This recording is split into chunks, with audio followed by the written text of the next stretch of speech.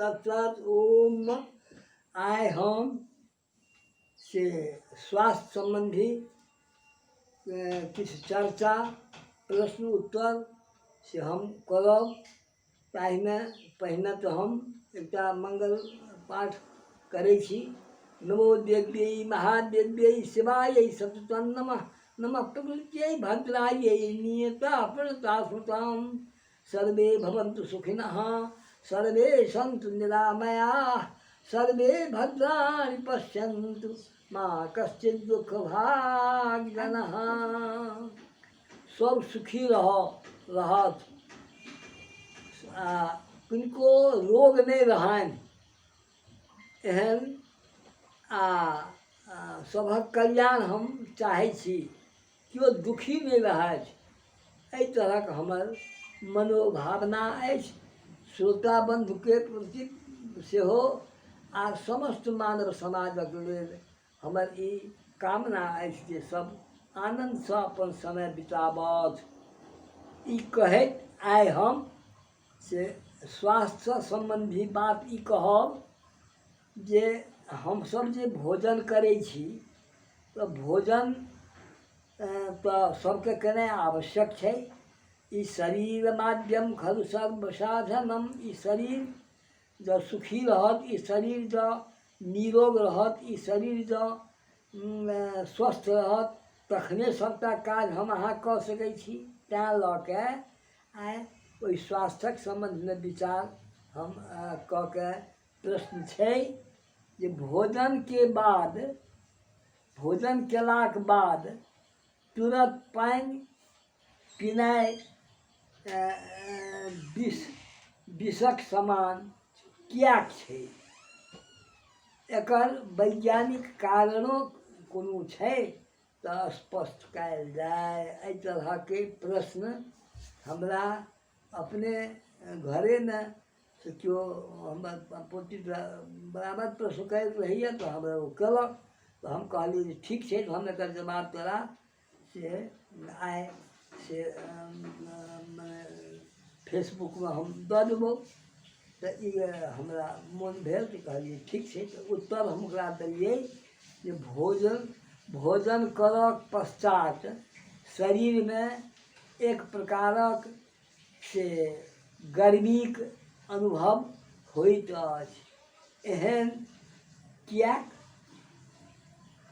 अन्न में गर्मी उष्णता होइ छै। ओ भोजनक माध्यम सँ पेट में जाइ छै। जठराग्नि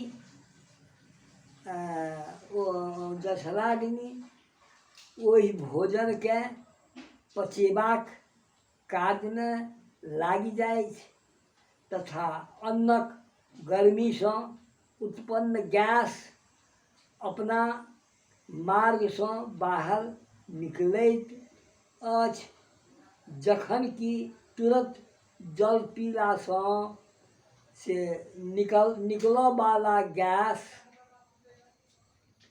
पानिक शीतलता सँ दबि जाइत अछि आ बाद में अनेक प्रकारक रोगक रूप में उत्पन्न से आबि जाइत अछि। अतः भोजन के बाद एक दू घोंट पानि पी ली तऽ ओ ठीक छै। ओ सेहो गरम पानि, बेसी नहीं। अतः 20 वा 30 मिनट के बाद भोजन के बाद जल पीला सँ रोग नहीं लागै छै। भोजन कऽ लेबाक बाद 2 वा 3 घोंट पानि कहलहुँ पहिने जे गरम पीला सँ नुकसान नहीं होइ छै। भोजनोत्तर 100 डेग भुक्त्वा शतपदम व्रजेत। एहि तरहक उल्लेख शास्त्र पुराण में छै जे खा के 100 डेग चली तऽ कतौ जे अटकल रहै छै अन्न ई सब से ओ अपन रास्ता पर आबि जाइ छै आ तुरंते से बिछौना पर नहीं सुती, ओहू से रोग के उत्पत्ति भऽ जाइ छै। भोजनोत्तर पानि पीनाइ बिखबच होइ छै, बिख जकाँ। भोजनसँ पूर्व जलपान अमृतक कार्य करै छै, से बात छै। लेकिन भोजनोत्तर तुरंत सुतलासँ रोगक वृद्धि होइत छै आ बैसलासँ पेट बढ़ि जाइ छै। जेना हमरा सबके अछि, आब एकरे दोखसँ कहियो एना भेल पेट बढ़ल अछि, अतः उपयुक्त तरीकासँ चली आ स्वस्थ रही, सब निरोग भऽ कऽ संसारक काज करी।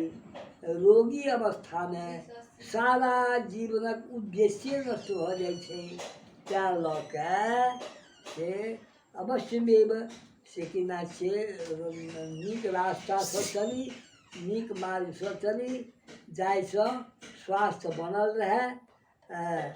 जवान अवस्थासँ वृद्धावस्था तक जँ शरीरमे कोनो रोग नहि छै तऽ ओ बुढ़ापा अवस्थामे सेहो से ओकरा समय नीक जकाँ बीतै छै।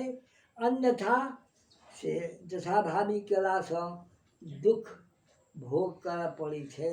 तैँ समयपर से भोजन करी, समयपर जे एखन हम बतेलहुँ हेँ पानि पीबी, समयपर से अपन काज करी आ दिनके नहि सुती से बढ़िआँ बात छियै।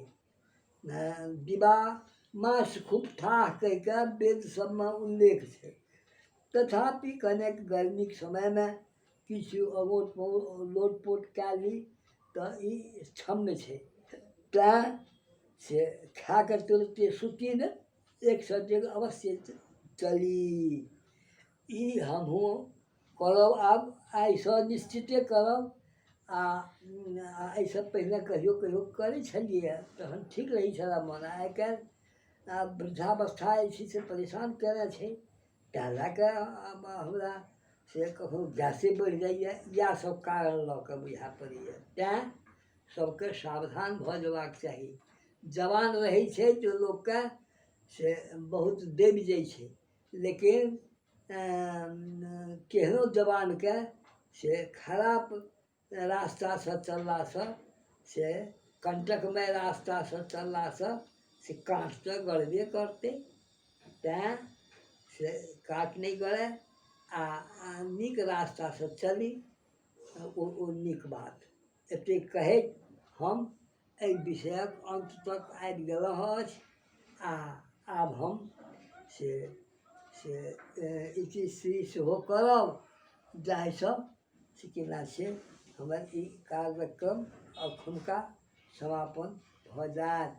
गर्मी बहुत हेबाक कारणे आइ बेसी से हम काज नहि कऽ सकब, तैँ हम अंत कऽ रहल छी। सियावर रामचंद्र की जय।